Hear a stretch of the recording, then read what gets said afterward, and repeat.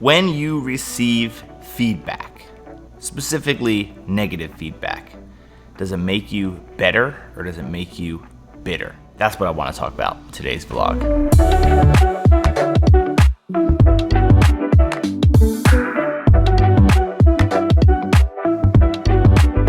See, every time that you receive negative feedback from someone, you have the option to either think about it, process it, be appreciative of it, and kind of learn from it and or maybe disregard it.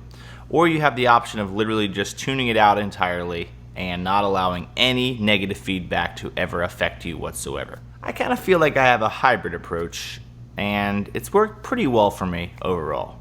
The first thing I think about is who is giving me the negative feedback, and is it worth listening to their feedback? I always listen to what people say when they're giving me feedback, but depending on who the feedback's coming from really plays a big factor to me on whether or not it's actually worth listening to.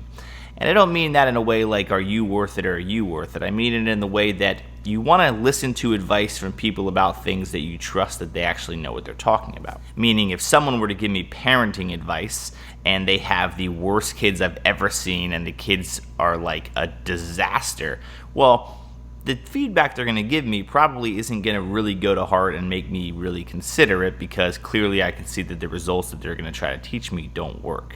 But on the other side of that, if someone gives me feedback and their kids are incredible kids and they're super loving and they care for people and they're easy to talk with and they want to give me parenting advice, I'm listening very strongly to that because I want to improve. In everything that I do, I always want to get better, and feedback is a great way for me to do that. Now, of course, it's natural that you're not always going to want to get negative feedback. No one loves hearing negative feedback, but at the same time, it's going to come no matter what. You're either going to hear from your boss, you're going to hear from your spouse, from a friend, from a colleague, from a mentor, whatever. You're going to get negative feedback at some time in your life, and I just always look at it like it's a good thing. I'd rather be surrounded by people who actually give me honest feedback, whether good or bad, and not people that just tell me what I need to hear, because that doesn't make me better at all. Another thing I always try to process when someone gives me negative feedback is this something that I've actually heard before? I'm 36 years old and I've lived life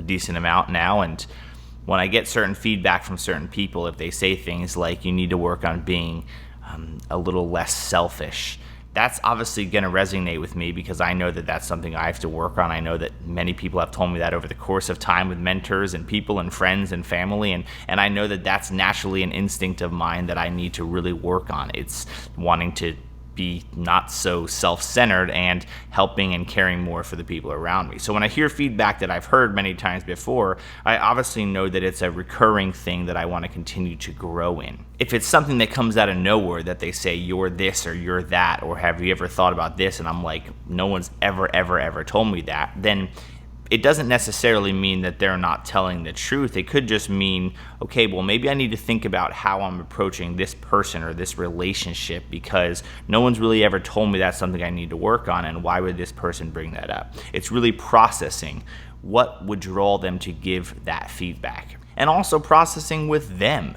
When someone gives me negative feedback, I should want to accept the negative feedback, hear it, process it, maybe thank them for it, and maybe get some more details, right? If something surprises you in a negative feedback where you're like, okay, that I would have never thought you'd say that, I'd really love to know a little bit more about why you feel that way. Let them tell you a little bit more. That should help you improve, because you're learning a little bit more about maybe why that person saw that in you that you didn't really think that you kind of had an issue with in the first place. See, when someone gives you negative feedback, it's usually a good indication that you have a good enough relationship or good enough kind of group around you that they feel comfortable telling you things maybe that you need to work on or that you can improve on.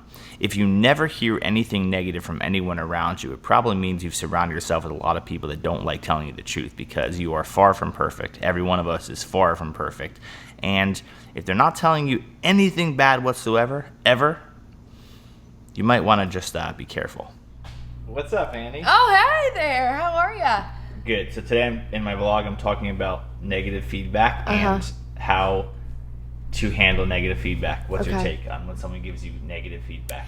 I don't know. I think the word negative has a pretty negative connotation, if I must say. I feel like just feedback in general is just like, if you view it as constructive and just you're going to get better, then it's not negative. Then it just turns a negative into a positive. It's just, do you want to stay stagnant and then be sad later that you're not getting better? Or do you want to just embrace the kind of discomfort in the moment and then just go ahead and get better, and then you don't have to deal with that again, that feeling again. You get more comfortable with being uncomfortable. Does that make sense? How do you judge if the feedback's worth listening to? If it's someone you trust, if it's someone, is this person giving it to you, someone you look up to and someone you trust, or is it just some everyday person who you're like, wait a minute, I don't want to live my life like them, or I don't really trust what they're doing with their own life, why would I take their advice? I think that's the biggest differentiator, like who is giving the feedback. Now, here's one side of feedback that I cannot stress enough, and that is to actually not let any of it throw you off too much. Gary Vee famously said, which I really absolutely love this quote, if you don't get too high on the cheering, you will not get too low on the booze, or the booze won't affect you, or something along those lines. It could not be more true. You see, as someone who produces content on a place like YouTube or LinkedIn or Facebook, someone that is putting themselves out there like myself, where I post a lot of stuff, I am open to a ton of feedback. This is the internet. It's a beautiful place full of people that absolutely want to destroy everything that you do. If you post videos on YouTube, you know that that's true. You see comments all the time of people that just rip apart things you say, do, whatever. Those things have never bothered me whatsoever. Simultaneously, when someone posts something unbelievably about me or about a comment or about a video, they also don't really affect me at all either. It's so important to be neutral on both sides of things. When someone gives me unbelievably negative feedback, I want to listen to it, I want to process it and think about it, but at the same time, it's really not affecting me in the long run at all. You see, as much as I love comments on YouTube videos, for example, I'm never thrown off in any way by what is said. If someone says, this is an amazing video, you need to do more of these, I'm not just going to change my entire strategy to do more of those because of that one comment. If someone says this is the worst thing ever and just get back to what you're good at and get back to this and do this, that's also not going to affect me, because ultimately I'm making the decisions on what I want to create, and I always have, and I always will. When you first start creating YouTube videos, you create them with no viewers whatsoever. So you're literally creating exactly what you want to create, period. No one's really playing a factor into that because you don't have anyone really watching. And then what happens is, as you get more and more and more eyeballs, you start to either be persuaded in one way or the other by people posting things. And that can be a dangerous spot. And it can be why I feel like a lot of YouTubers and people that post content get burned out and kind of tired of it, because you're chasing this nonstop approval wheel from people that just really doesn't matter very much. But my challenge to you is this: if you're someone who has gotten negative feedback recently, or maybe you get it regularly, I really challenge you to hear it and process who's giving the advice. If it's someone that you trust, someone that you know loves you and is looking out for you, or someone that you work with, or a mentor of yours, I challenge you to not be crippled by negative feedback. Negative feedback is supposed to make you better, and they're telling it to you because they feel like you need to work on it.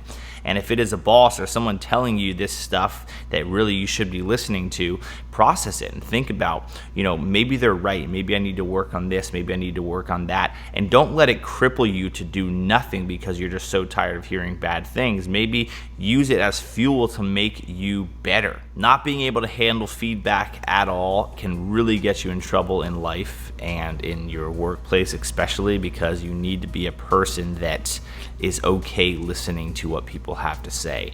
And as a CEO or as an entrepreneur or a business owner, you really need to do all you can to set up that open feedback loop from your people, because I, just as much as anybody, need to make sure that my employees feel safe enough to tell me what they think, or else I'm never going to improve at all either. And I think anyone who knows me knows that yes, I have weaknesses just like everybody else.